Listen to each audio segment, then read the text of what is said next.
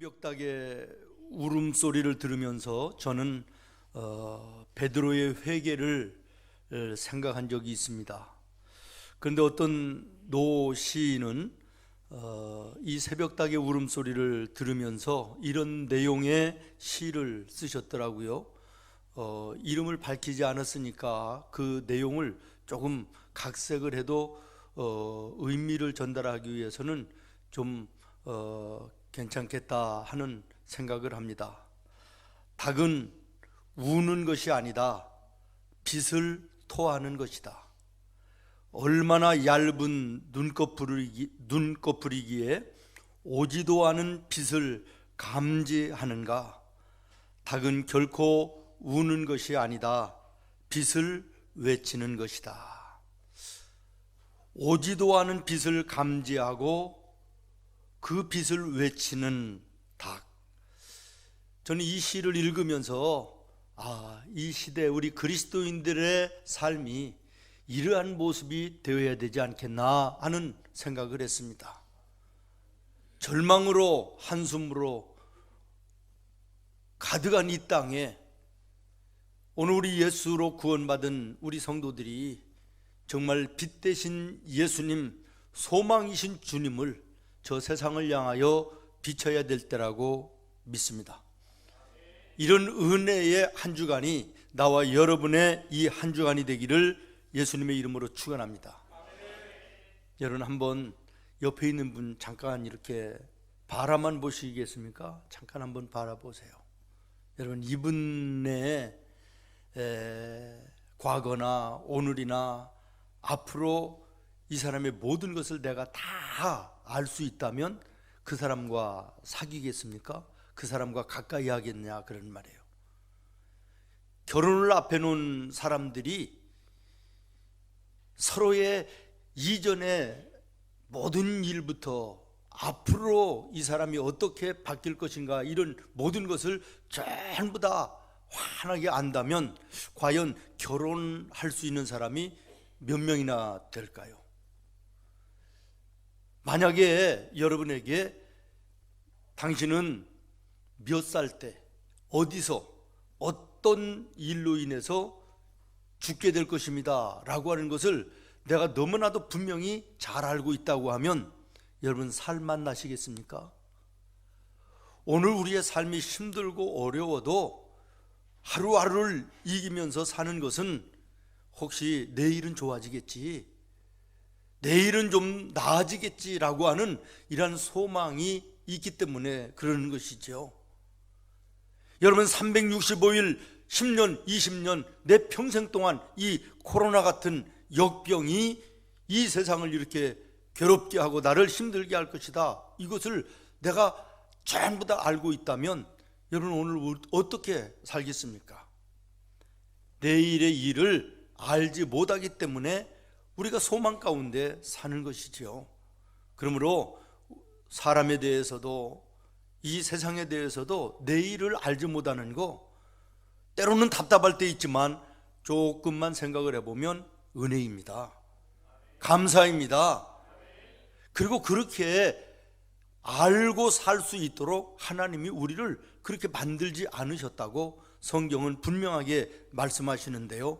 전도서 7장 14절에 보면 하나님은 사람이 그 장래일을 능히 헤아려 알지 못하게 하셨느니라. 저는 우리는 하나님이 그렇게 만드셨기 때문에 소망 가운데 살지만 예수님은 참 힘드셨을 것이다 이런 생각을 하는 거예요. 왜 그러냐면 오늘이 종려주일입니다. 잘 아는 것처럼 종려주일은 예수님이 십자가의 고난과 죽음을 앞에 놓고 착잡한 무거운 마음으로 아마도 예루살렘 성을 향하여 들어가셨을 거예요. 들어가시는 예수님을 예루살렘의 백성들이요 자기들의 옷을 벗어 길에 깔고 예수님 흙을 밟고 오시지 말고 우리의 옷을 밟고 오십시오, 존경의 최고의 표현 아니겠습니까? 그러면서 종려나무 가지를 꺾어 흔들면서 호산나 호산나, 당신이 메시아임을 믿습니다. 당신이 하나님이심을 믿습니다. 당신이 우리를 구원해 주실 것을 믿습니다. 도와주십시오. 우리를 구원해 주십시오. 열렬하게 환영하며 환호했다, 그런 말이에요. 우리 같으면 그 모습을 보면서 기분 좋고 우쭐했을지도 모르겠습니다만은 예수님은 하나님이시기에 그들이 내일 어떻게 변할 것을 너무나도 잘 알고 계셨다는 거예요. 지금은 호산나 종려가지 나무를 흔들면서 환영하며 환호하고 환영하지만 내일은 예수를 저 십자가에 못 박여 죽이라고 외치는 폭도들로 바뀔 그들의 모습을 예수님은 아시지 않았겠느냐. 그러니 예수님 얼마나 힘들으셨을까, 그 모습을 바라보면서 얼마나 가증스러운 모습이었을까라는 이런 생각도 저는 개인적으로 해봤습니다. 사랑하는 여러분, 사람과 사람 사이에도 그 사람에 대한 모든 것을 미리 다 알게 하지 않으신 하나님의 뜻이 감사함을 여러분 고백하시기를 바라고, 우리의 인생 삶 속에서 내일의 일을 능히 헤아려 알지 못하게 하신 하나님의 뜻과 그 은혜를 감사할 수 있는 나와 여러분 되어야 되겠습니다. 오늘 우리가 당하는 이 환난과 고난과 아픔과 모든 절망스러운 일들이 영원하지 않을 것을 믿습니다. 하나님께서 때가 되면 거두시고 우리를 자유하게 하시며 우리의 걸어가는 길을 열어주실 줄로 믿습니다. 그러면서 하나님이 뭐라고 또 전도서 7장에 말씀하시느냐 그러면, 형통한 날이 주어지거든 너희는 기뻐하고 할렐루야 찬송하며 살고, 곤고한 일이 생기고 어렵고 절망스러운 날이 가로막거든 너희들의 삶을 돌아보라는 거예요. 형통한 날에는 기뻐하고 곤고한 날에는 되돌아보아라. 오늘 우리가 사는 세상이 형통한 세상이 결코 아니지요. 그야말로 곤고한 날임에 틀림이 없습니다. 그러면 우리 성도들은 이때 어떻게 살아야 되느냐? 성경이 우리에게 분명히 말씀하고 있습니다. 되돌아보는 삶을 살으라는 거예요. 다시 말하면 먼저 너 자신을 점검하고, 지금까지 너는 제대로 세상을 살아왔나? 지금은 제대로 살고 있나? 앞으로 살아가야 할 너의 인생의 방향을 제대로 잡고 살고 있는가? 너를 먼저 점검하라는 거예요. 곤고한 날이 이르르고 환난이 닥쳐왔을 때 다른 사람을 먼저 지탄하고 환경을 먼저 돌아보며 원망과 불평하지 말고 너 자신의 삶을 되돌아보라는 것이에요. 먼저 너의 자신의 죄가 없는가 하나님 앞에 점검하고 회개하라는 것이에요. 이것이 우리 그리스도인들의 삶임을 말씀하고 있는 것입니다. 민수기 21장에 보면 이스라엘 백성들이 가나안을 향하여 광야길을 걸어갈 때 하나님과 모세에게 반항하고 대항하고 대적하고 불순종합니다. 하나님께서 불뱀을 보내서 이스라엘 백성들이 수많은 사람이 죽어갑니다. 환난이었습니다. 환난을 당하인 이 이스라엘 백성들이 가장 먼저 한 일이 뭔지 아십니까? 아차, 우리가 하나님을 대적하고 모세를 대항했던 이 죄가 컸었구나. 자기들의 잘못임을 깨닫고 하나님 앞에 무릎 꿇어 회개하고 모세에게 찾아와 모세에게 하나님을 향하여 기도해 줄 것을 부탁하는 이 이스라엘 백성들이 하나님의 은혜를 입은 줄로 믿습니다. 그렇습니다.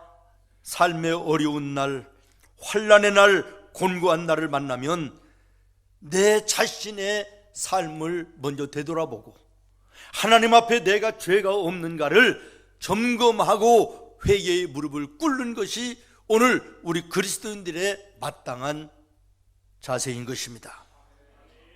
여러분, 가정에서 쓰는 가전제품이 고장이 났다. 그러면 여지없이 본사로 연락하고 가지고 찾아가는 이런 사람은 없습니다.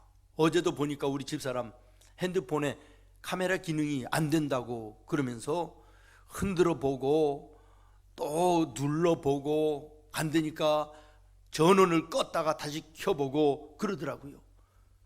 고장 나면, 문제가 있으면 그 자체를 먼저 점검을 해야지, 이 회사 엉터리로 만들었다, 왜 고장이 나느냐 그러면서 막 여기저기로 전화하고 본사로 항의하고 이러지 않지 않느냐라는 거예요. 내 인생길에 어려운 일을 만나면, 환난을 당하면, 곤고한 일을 당하게 되면 먼저 내 자신을 점검해야 된다는 거예요. 하나님 앞에 내가 어떤 잘못과 죄악됨이 있는가를 먼저 내 자신을 점검하고 회개해야 된다, 그런 말인 것입니다. 오늘 본문에 나오는 요나도 타고 가던 배가 광풍을 만납니다. 파선의 위기에 처합니다. 함께 타고 있던 사람들이 비난합니다. 손가락질합니다. 그들이 요나를 꽁꽁 묶어서 파도 속에 던져버립니다. 커다란 물고기가 통째로 요나를 삼킵니다. 그야말로 엄청난 환난입니다. 인생의 최대의 위기 아니겠습니까? 오늘 우리가 여기에서 주목할 것은 이때 요나가 가장 먼저 한 것이 무엇인가를 보아야 되겠다라는 것이에요. 1절입니다. 요나가 물고기 뱃속에서 그의 하나님 여호와께 뭘 했다고요? 기도했더라는 것입니다. 다시 말하면 회개의 기도를 하나님께 간절하게 부르짖어 기도했다, 그런 말 아니겠습니까? 니느웨로 가서 복음을 전하라, 불순종하고 다시스로 갔던 것을 회개했을 것입니다. 하나님의 말씀을 따라가지 않고 자기의 감정을 따라갔던 것을 회개했을 것입니다. 사명을 감당하지 아니하고 도망한 것에 대해서 회개했을 것입니다. 나 한 사람 때문에 나와 함께 배 타고 가던 사람들이 고난, 고통을 당하고 손해를 보았던 여기에 대해서 회개했을 것입니다. 그랬더니 어떻게 됐습니까? 쭉 내려가서 10절입니다. 여호와께서 그 물고기에게 말씀하시매 요나를 육지에 토하니라. 아멘. 큰 물고기가 요나를 통째로 삼켰지라도 소화해내지 못하게 하시고 토하여 육지에 안전하게 내려놓게 하시는 은혜를 베풀어 주셨더라, 그런 말이에요. 여기 성경에 큰 물고기라 그랬는데요, 어떤 성경학자들은 이 물고기를 고래라고 얘기도 하고 또 상어라고도 하기도 하고, 어떤 분은 괴물이라고 해석하기도 하고, 또 어떤 성경학자는 백상아리라고 이렇게 해석을 하기도 했더라고요. 근데 이 큰 물고기라고 하는 이 단어를 원문 그대로 찾아보니까 그저 영어로 해석하는 그레이트 피시, 큰 고기라고 하는 이 의미 이상은 없어요. 고래도 괜찮고 상어도 괜찮고 백상아리면 어떻습니까? 그런데 저는 백상아리가 제일 마음에 들더라고요. 제일 무섭게 여겨지고 아주 굉장한 그 감정으로 다가오기 때문에 저는 그래서 요나를 삼킨 이 큰 물고기를 백상아리로 하고 말씀을 나누려고 그래요. 아멘이 안 되시든 안 되시든 저는 백상아리로 알고 말씀을 전하겠습니다. 성도 여러분, 우리가 세상을 살다가 보면 때로는 백상아리가 요나를 삼켜버린 것처럼 큰 백상아리 같은 얼마나 많은 일들이 우리의 인생을 삼키고 힘들게 하고 절망하게 하고 곤고하게 하고 있습니까? 어떤 때는 질병이라고 하는 백상아리가 우리를 삼킬 때도 있습니다. 육신의 질병뿐만 아니라 오늘 이 시대에는 정신적인 질병도 너무나도 많고 영적인 질병도 너무나도 많은 세상 아닙니까? 예수 믿는 성도라 할지라도 때로는 이 질병이라고 하는 백상아리가 우리를 통째로 삼켜서 고통과 괴로움과 절망의 시간과 날들을 보내게 하는 때가 많이 있습니다. 그러나 우리 성도들은 이 질병의 문제에 대해서 세상 사람들과 직면하는 자세가 달라야 될 줄로 믿습니다. 그래, 질병 네가 나를 잠시 동안은 통째로 삼킬 수 있을지 모르나 네가 나를 끝까지 소화시키지는 못할 것이고 하나님께서는 나를 여기에서 토하여 내게 하시고 나를 강건하게 하시고 치료하여 자유하게 하실 것이다. 이런 믿음의 자세를 가지고 우리가 세상을 살아나가야 되지 않겠느냐라는 것이에요. 마태복음 8장에 보면 17절에 우리의 연약함을 우리 예수님께서 친히 알고 담당하셨다고 말씀하시고 병을 짊어지셨다고 말씀하십니다. 우리의 영과 육의 모든 질병을 예수님 친히 짊어지시고 우리를 자유케 하실 전능자이심을 여러분 기억하시기를 바랍니다. 출애굽기 15장 26절에 보면 나는 너희를 치료하는 여호와임이라 말씀하십니다. 하나님은 치료자이십니다. 우리의 영육의 모든 질병을 치료하실 수 있는 치료자인 것입니다. 말라기 4장 2절에 보면 하나님은 하나님을 경외하며 사랑하는 자를 모든 질병에서 치료하여 자유하게 하시고 치료하는 광선을 비추사 우리를 고쳐주시고 외양간에서 뛰어나온 어린 암송아지처럼 강건하게 하실 것임을 약속하고 계신 것입니다. 오늘 혹시 육신의 질병에 백상아리에 삼키움을 당하고 정신적으로 영적으로 병들어 고통하는 우리 성도들이 있다면 오늘 하나님의 말씀을 붙드시기를 바랍니다. 하나님은 만병의 의원이 되십니다. 치료하는 광선을 통하여 치료자가 되시는 것입니다. 믿고 의지하는 자에게 고쳐주시고 강건하게 하시는 은혜를 주시는 하나님이십니다. 히스기야는 죽을 병에 걸렸지만 하나님의 성전에 올라와 하나님을 향하여 자기의 삶을 돌이켜 회개하며 하나님께 기도했더니 하나님이 육신의 질병에서 건져 강건하게 하셨습니다. 사도 바울은 육신의 질병 가운데 하나님께 3번씩이나 간절히 기도했지만 하나님이 그것을 통하여 더 큰 하나님의 위대하신 일을 그에게 보여주시고 능력을 주시고 그 사명을 감당하게 하셨음도 주목하시기를 바랍니다. 제가 아는 저 포항 중앙교회에 서임중 목사님이라는 분이 계십니다. 우리나라에 아주 훌륭한 목사님으로 손꼽히는 참 좋으신 목사님이죠. 근데 그 목사님이 젊은 시절에 죽을 병에 걸렸답니다. 가난해서 약을 먹지도 못하고 병원에 치료도 못 받고 죽을 날만 기다리는데 하나님께 간절히 기도하는데 하나님이 그런 음성을 주셨대요. 네가 돈이 없어 약을 못 사 먹니? 돈이 없어 병원에 가서 치료를 받지 못하니? 그러면 내가 주는 약을 먹어라. 신약과 구약이다. 하나님의 말씀과 신약과 구약을 열심히 읽었더니 하나님께서 육신의 모든 질병을 깨끗하게 고쳐주시고 오늘 대한민국에 훌륭한 주의 종으로 우뚝 세우시는 은혜를 주셨다라고 하는 간증입니다. 우리 예수님은 치료자이십니다. 영과 육의 모든 질병에서 우리를 치료하시는 치료자이신 것입니다. 예수님의 사역의 절반 이상이 육신의 질병을 고치시고 영적인 질병을 고치시던 사역이셨음을 주목하시기를 바랍니다.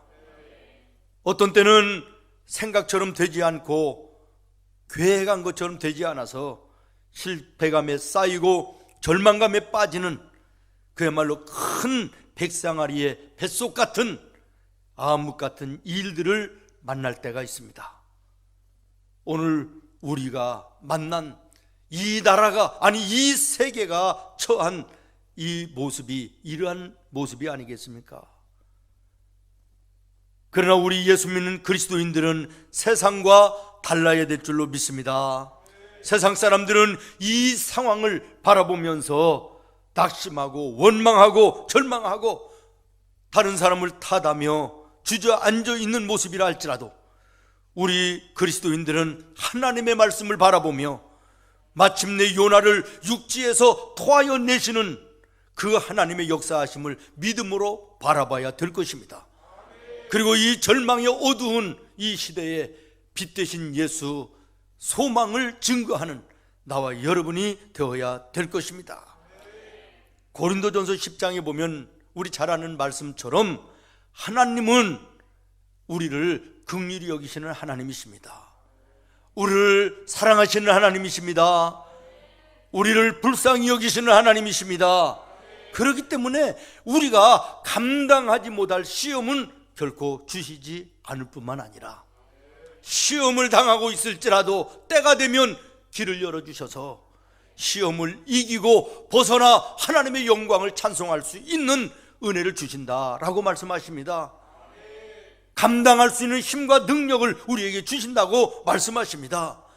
여러분 인생 속에 환난이라고 여겨집니까?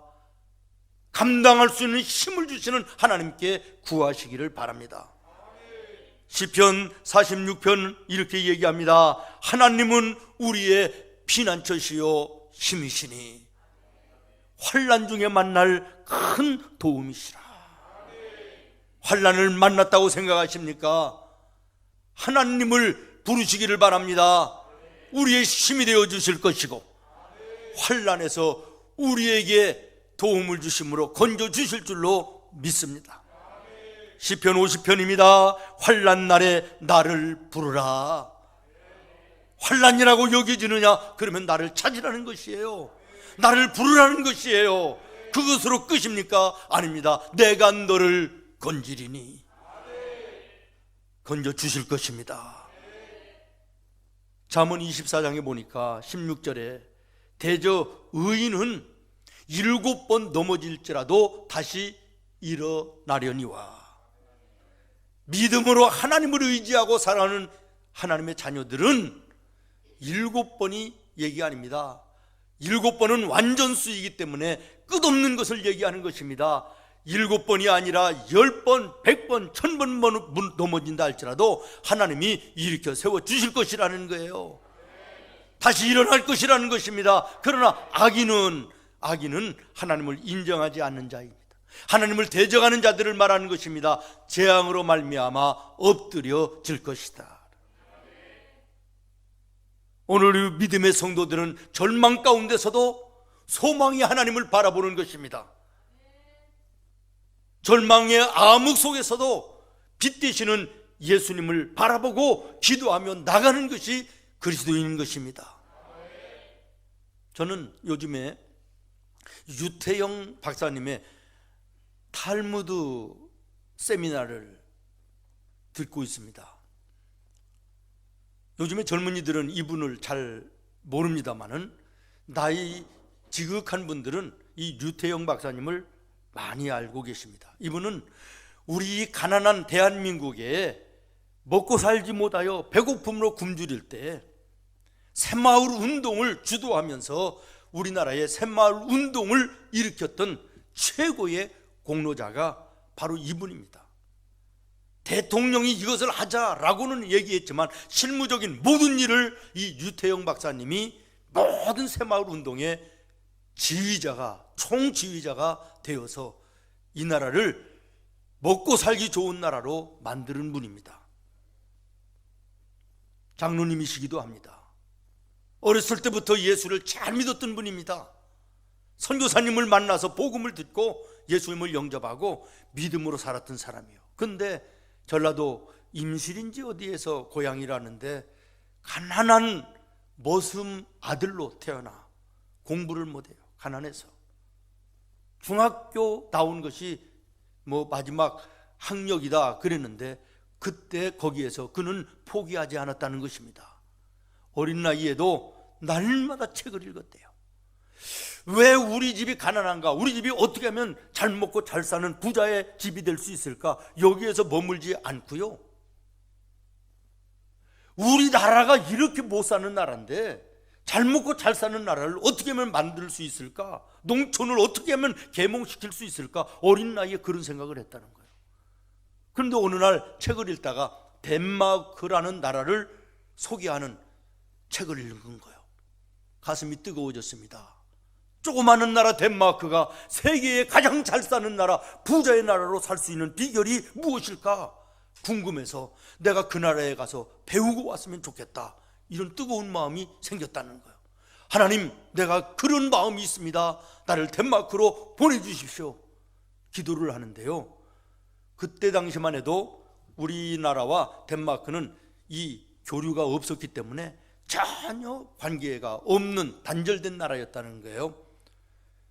그런데도 이 어린 20대 초반의 아이가요, 이것을 포기하지 않아요. 서울에 올라와서 신문 배달도 하고 넝마주의도 하고 구두 닦기도 하면서 기도하면서 공부하며 하나님 앞에 기도하는 거예요.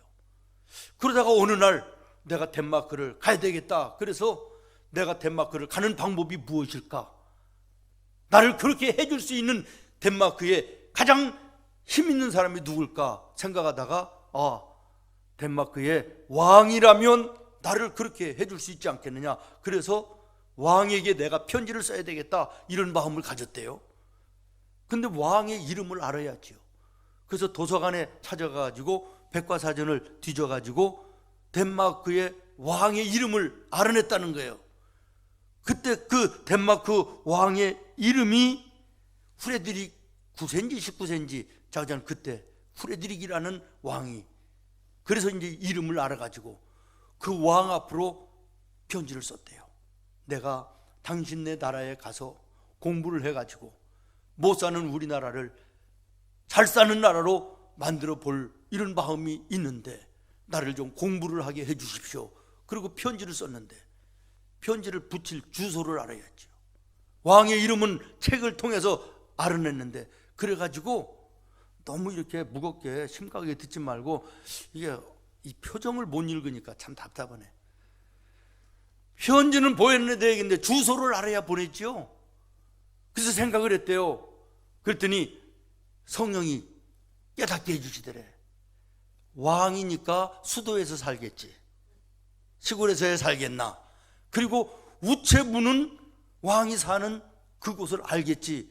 그래가지고 그 덴마크의 수도가 어딘가를 또 찾아봤더니 코펜하겐이더래요. 그래서 무조건 코펜하겐에 주소를 써가지고 보냈대요. 왕 이름으로 해서. 근데요, 한 달쯤 지나니까 왕의 사무실에서 비서관이 연락을 해왔더래요. 편지를 해왔더래요. 왕이 이 글을 읽고 감동이 돼서 외무부에다가 지시를 했다. 그러더니 한 달쯤 있으니까 외무부 어떤 차관이라는 사람의 이름으로 편지가 왔더래요. 당신이 언제 와도 좋다. 비행기 표 비롯해서 와서 머물러 먹고 사는 모든 거 우리가 다 책임지고, 학비 책임지고, 그리고 네가 어느 학교를 가고 싶은지, 공부할 것도 몇 년이나 묵을 건지 그것도 당신 마음대로 해라. 그리고 당신이 우리나라에 머무는 동안에 외무부에 근무하는 공무원들이 받는 월급도 주겠다. 그래가지고요, 아시아에서는 처음으로, 우리나라에서는 처음으로 덴마크에 유학을 가가지고 3개월 만에 그 나라의 언어를 전부 다 통달해가지고 대학원 합격하고요, 거기에서 박사가 되고요, 대학 교수가 됐대요. 대학 교수가 됐어요. 대단하지 않습니까? 절망스러운 환경이라 할지라도, 앞이 보이지 않는 깜깜한 암흑 같으래도 하나님께 기도하며 하나님이 주시는 소망과 하나님의 성령의 빛됨을 그가 놓치지 않고 붙들고 기도하며 달려갈 때 하나님 그때마다 길을 열어주시고, 만날 만한 사람을 만나게 하시고, 하나님의 나라의 위대한 일을 이 땅에 이루게 하시는 놀라운 은혜를 베풀어 주시더라, 그런 말이에요. 이분이 우리 나라의 건국대학교의 부총장을 지나기도 하신 분입니다. 지금도 연로하시지만 살아계셔서 세미나도 하시고, 청소년들 미래를 책임질 이 아이들을 어떻게 하면 말씀으로, 탈무드를 중심해서 하나님의 말씀으로 성장시킬 것인가를 연구하는 연구소와 그 청소년 단체를 이끌어 나가시는 굉장히 중요한 일을 지금도 감당하고 계십니다. 그렇습니다. 믿음의 사람은 절망의 상황 가운데서도 믿음의 소망을 가지고 달려가는 자요, 믿음이 없는 사람은 불가능에 주목하고 거기에 붙잡혀 헤어나지 못하고 원망이나 하고 불평이나 하며 주저앉아 있는 그런 모습인 것입니다. 사랑하는 성도 여러분, 오늘 우리 그리스도인들은 실패와 절망감에 붙잡혀 사는 자들이 아니라 그것을 붙잡고 사는 자들이 되어야 될 것입니다. 우리의 힘으로는 되지 않지만 하나님이 하시면 되는 것입니다. 이 한 주간도 나는 승리한다. 모든 일이 형통할 것이다. 모든 사람이 나를 돕는 자가 될 것이다. 모든 환경이 나를 중심해서 이루어질 것이다. 내 힘으로는, 내 능력으로는 가능하지 않지만 왜 하나님이 함께 하시면 된다는 거 아닙니까? 왜 하나님이 함께 하시니까. 할렐루야. 어떤 때는 죄라고 하는 큰 백상아리가 우리를 삼킬 때도 있습니다. 죄는 하나님이 제일 미워하시는 것이 죄 아닙니까? 죄는 마귀가 주는 것이기 때문에 그렇습니다. 마귀는 하나님의 원수이기 때문에 그렇습니다.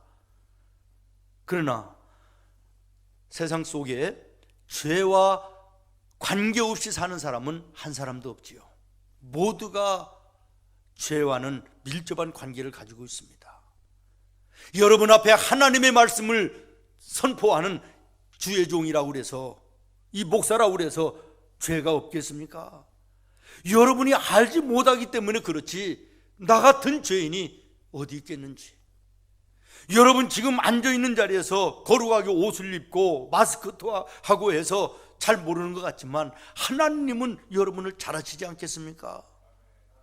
죄와 관계없는 사람이 어디 있습니까? 성경에도 의로운 사람 한 사람도 없다고, 의인은 없나니 한 사람도 없다고 말씀하시지 않습니까? 어떤 분이 쓴 책을 보니까 우리 사람들은 인생길 걸어가는 것이 마치 교도소 담장 위를 걸어가는 것과 같다, 그런 얘기를 했더라고요. 그래서 교도소 담장 위를 걸어가다가 담장 안으로 떨어지면 갇히는 죄수고 밖으로 떨어지면 걸어다니는 죄수일 뿐이지 전부가 죄수라는 얘기예요. 의미 있는 얘기 아닙니까? 의인은 없나니 하나도 없도다. 우리는 모두가 하나님 앞에 죄인입니다. 최초의 죄인이 창세기 4장의 아담인데, 아담에게 하나님이 7절에 이렇게 말씀하십니다. 죄가 너를 원하나 너는 죄를 다스릴지니라. 네가 죄를 짓지 않고 살 수는 없지만 죄는 다스리며 살 수 있는 능력을 내가 너에게 주었다, 그런 말이에요. 믿습니까? 그렇습니다. 우리가 죄를 짓지 않을 능력은 우리에게 없지만은 죄를 졌다 할지라도 그 죄를 다스리며 해결할 수 있는 길을 하나님은 우리에게 주셨다는 것이에요. 그것이 무엇입니까? 예수 그리스도의 이름으로 잘라내는 것입니다. 예수 그리스도의 이름으로 회개하는 것입니다. 하나님이 말씀하십니다. 너희 죄가 주홍처럼 붉을지라도, 목보다도 더 검은 죄를 지었다 할지라도 회개하여 기도하면 양털보다 흰눈보다 더 하얗게 더 희게 깨끗하게 사하여 줄 것이라. 예수님의 십자가의 보혈이 우리의 죄를 사하시는 능력인 것입니다. 우리는 죄인임에 틀림이 없지만 예수님의 십자가의 보혈로 죄사함을 받아 구원받은 의로운 하나님의 자녀들이 된 것입니다. 오늘 본문의 요나도 죄를 지어 바닷속에 큰 백상아리에게 던져져 삼키움을 받았지만 그 뱃속에서 하나님을 부르짖어 찾고 회개할 때 오늘 10절 말씀에 보면 하나님이 명령하사 그를 육지에 토하여 내었더라. 구원함을 받았다는 것입니다. 민수기 21장 4절부터 9절 말씀에 보면 불뱀 떼가 몰려와서 수많은 사람들이 죽을 때 이스라엘 백성들이 하나님께 엎드려 회개하고 모세가 하나님께 엎드려 회개할 때 9절 말씀에 보니까 이렇게 기록하고 있습니다. 쳐다본즉 살더라. 그런데 저기에 한 단어가 더 들어가 있습니다. 모두 살더라는 거예요. 다시 말하면 불순종했던 사람도, 뱀에 물려서 죽어가던 사람도, 죄를 지었던 사람도 살았다라는 거예요. 회개하는 회개의 능력이 이렇게 큰 것입니다. 죄를 졌더라도 회개하기만 하면 사함을 받고 하나님의 은혜를, 하나님의 은총을 누리게 되는 줄로 믿습니다. 그렇습니다. 죄가 문제가 아니라 회개하지 않는 것이 문제인 것입니다. 여러분, 오늘 이 시대의 문제가 무엇입니까? 코로나 바이러스 19라고 하는 이것이 문제입니까? 아닙니다. 이거 머지않아 지나갈 것입니다. 문제는 무엇이냐? 이러한 환난을 당하였을 때, 이러한 곤고한 날을 만났을 때 누구 한 사람 내 책임입니다. 내 책임입니다. 내가 잘못입니다. 내가 부족했습니다. 책임지려고 하는 사람이 세상에 어디 한 사람이 있었습니까?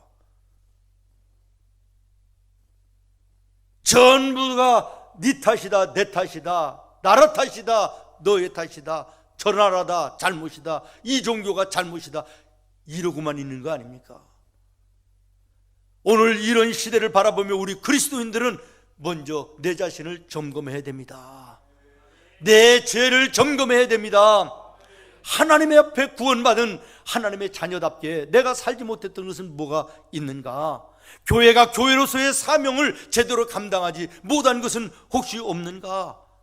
주의 종으로서 하나님의 말씀을 잘못 가르치고 잘못 선포한 것들은 없는가? 서로 각자의 위치에서 내 자신을 먼저 점검해야 되는 것이고, 우리 교회를 돌아보며 교회의 사명을 다시 한번 생각하는 이때가 되어야 될 것입니다. 이스라엘의 큰 온역이 세상을 덮칩니다. 외국의 침략자들이 나라를 짓밟습니다. 환난을, 고난을, 곤고한 날을 당했습니다. 제사장들이 앞장서서 자기들의 죄를 하나님께 회개하고 자복했습니다. 이스라엘 모든 백성들이 나의 하나님 앞에 죄악되음을 회개하고 무릎을 꿇었습니다. 우리가 각자의 자리에서 회개할 것이 아니라 미스바로 모여서 우리의 죄를 하나님께 회개하자.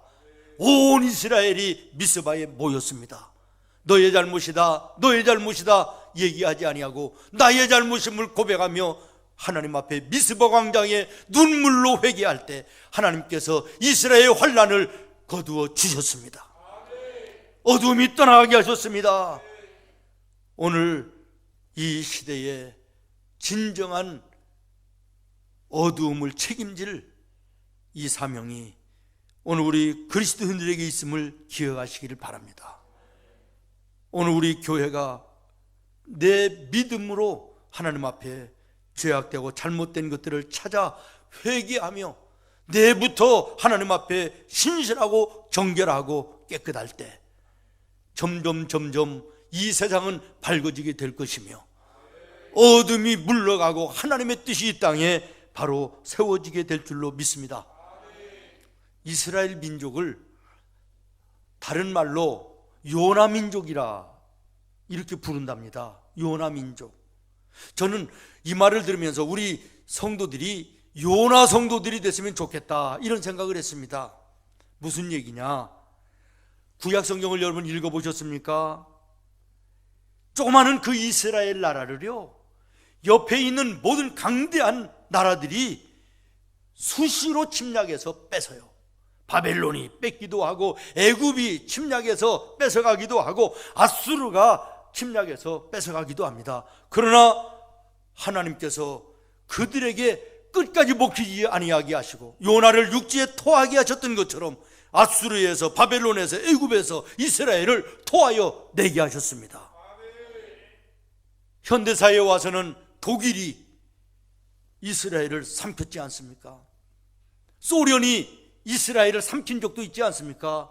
그러나 하나님께서 토하여 내게 하시고 이스라엘 오늘도 건장한 나라로 세계에서 무시 못할 땅덩어리는 작지만 영향력으로는 세계의 강국이 되게 하시는 하나님의 함께 하심을 우리가 눈으로 보고 있습니다.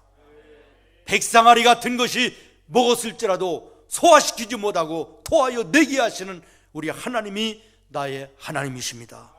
오늘 우리 성도들 가운데 영과 육의 질병의 백상아리에게 먹히어 삼키운 분이 계실 수도 있습니다. 실패와 좌절과 절망의 백상아리에게 삼킴받은 성도들이 있어 곤고함 가운데 괴로운 분 계실 수도 있습니다. 하나님 앞에 죄된 그 백상아리에게 삼킴을 당하여 죄 가운데 있는 분이 계실지도 모르겠습니다. 그러나 이 백상아리가 소화시키지 못하고 토하여냈던 것처럼 우리 하나님께서 우리 모든 성도들을 토하여내게 하시고 강건하게 하시고 하나님의 영광을 보는 은혜의 백성들로 삼아 주실 줄로 믿습니다. 기도하겠습니다. 하나님,